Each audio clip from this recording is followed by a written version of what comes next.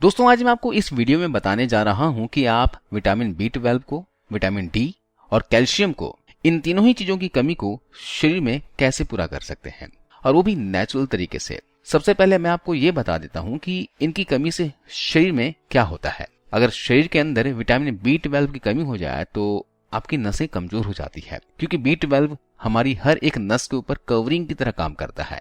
और अगर इसकी कमी हो जाए तो क्या होगा, हमारी नसें कमजोर हो जाएंगी, नसें दब जाएगी, जल्दी डैमेज हो जाएगी, चाहे वेरिकोज वेन्स की समस्या आ जाए या फिर नसों में दर्द होने लग जाए। ये सारी ही समस्याएं शरीर के अंदर विटामिन B12 की कमी के कारण आती है। इसके अलावा भी विटामिन B12 की कमी से थायराइड की समस्या हो जाती है। B12 की कमी से एजिंग भी जल्दी होती है, यानी कि आप जल्दी बूढ़े हो जाएंगे।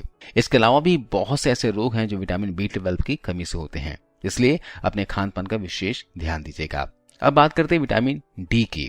अगर शरीर के अंदर विटामिन डी की कमी हो जाए तो शरीर में क्या होगा। दोस्तों हम चाहे कितना भी कैल्शियम खा रहे हों, वो हमारे शरीर को नहीं लग पाएगा। चाहे हम ढेर सारा कैल्शियम खा रहे हैं, टैबलेट्स खा रहे हैं, यानी सप्लीमेंट्स ले रहे हैं, फिर भी हमारी हड्डियां खोखली ही होंगी। हमारी हड्डियां टेढ़ी मेढ़ी हो सकती है, जोड़ों में दर्द बढ़ सकता है, कमर दर्द हो सकता है ना, घुटनों में दर्द बढ़ सकता है। यानी कि हमारे शरीर में विटामिन डी का होना बहुत ही जरूरी है।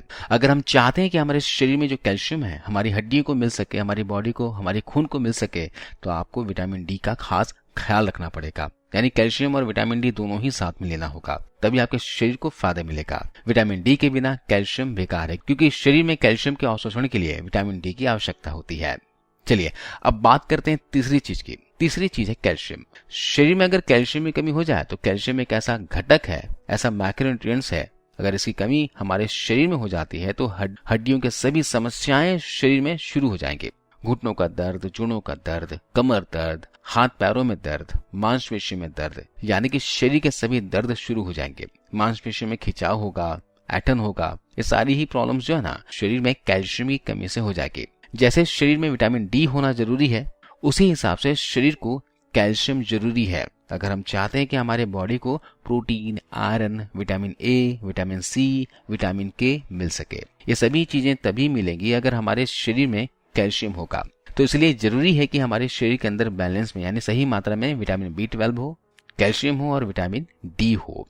तो चलिए जान लेते हैं कि हम इनकी कमियों को कैसे पूरा कर सकते हैं। देखिए, अगर शरीर में विटामिन डी की कमी हो जाए, कैल्शियम की कमी हो जाए, विटामिन B12 की कमी हो जाए तो क्या क्या समस्याएं आ सकती है। जोड़ों में दर्द होना, घुटनों में दर्द होना, दिन भर सुस्ती, आलस, थकान रहना, कुछ काम नहीं भी करोगे तो भी अगर शरीर में थकान रहती हो। इसके अलावा आपके नसों में दर्द होता हो, वेरिकोज वेन्स की समस्या हो गई हो, है ना, पिंडलियों में दर्द होता हो, रात को सोते हैं तो टांगों में दर्द होता हो, इन सभी न्यूट्रिशन का खास ख्याल रखिएगा। इसकी कमी को आप डाइट के जरिए बहुत ही आसानी से पूरा कर सकते हैं। सिर्फ आपको डाइट का ख्याल रखना होगा। मैं आपको एक रेमेडी बताता हूं जिसे आपको रेगुलर फॉलो करना है। अगर आप इसे फॉलो रेगुलर कर लेंगे ना तो विटामिन डी की कमी, कैल्शियम की कमी और साथ साथ में विटामिन B12 की कमी जल्द से जल्द पूरा कर लेंगे। तो सबसे पहली चीज है विटामिन B12 की कमी के लिए आपको क्या करना होगा। विटामिन B12 की कमी को पूरा करने के लिए आपको दूध से बनी चीजें जरूर डाइट में शामिल करना है। अगर आप नॉन वेजिटेरियन हैं तो मछली, अंडे, मांस वगैरह में विटामिन B12 भरपूर मात्रा में होता है। लेकिन अगर आप वेजिटेरियन हैं या दूध से बनी चीजें खाकर आप B12 की कमी को पूरा कर सकते हैं। चाहे आप पनीर खा लें, दही खा लें, योगर्ट खा लें या फिर आप चीज खा लें, दूध से बनी किसी भी चीज को अगर आप डाइट में शामिल करते रहेंगे ना तो शरीर में B12 की कमी नहीं होगी। हमारे देश में खासकर वेजिटेरियन लोगों के शरीर में विटामिन B12 की कमी देखी जाती है। तो इसलिए आप दूध और दूध से बनी चीजें जरूर डाइट में शामिल कीजिए। इसके अलावा आप मशरूम खा सकते हैं। मशरूम खाकर भी आप विटामिन B12 की कमी को पूरा कर सकते हैं। इसके साथ साथ में अगर आप ओट्स खाएंगे ना, जो बाजार में मिलने वाले ओट्स होते हैं, ओट्स के अंदर विटामिन B12 ऐड किया जाता है ना, तो आप ओट्स खाकर भी B12 की कमी को पूरा कर सकते हैं। इसके अलावा एक तरीका बताता हूं जिससे आप B12 की कमी को भी पूरा कर सकते हैं, कैल्शियम की कमी को भी पूरा कर सकते हैं और साथ में आप विटामिन डी की कमी को भी पूरा कर सकते हैं। देखिए, ये है दोस्तों सफेद तिल।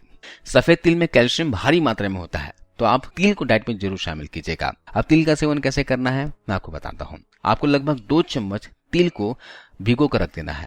तो आप रात को सोने से पहले या फिर शाम को तिल को पानी में भिगो कर रख दीजिए और 4 से 5 घंटे के बाद तिल आप देखेंगे तो ये फूल चुका होगा।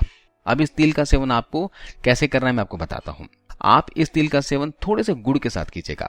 भीगे हुए तिल ले लीजिए और थोड़ा गुड़ लीजिए, इसे चबा चबा कर खा लीजिए। इसका सेवन आप सुबह नाश्ता करने के बाद भी कर सकते हैं, या फिर सुबह के नाश्ते में ले सकते हैं, या फिर शाम को 4 से 5 बजे के आसपास ले सकते हैं। दोपहर के खाना खाने के 1.5 से 2 घंटे के बाद आप देखेंगे कि पेट खाली रहता है, तो उस समय भी आप तिल और गुड़ का सेवन कर सकते हैं।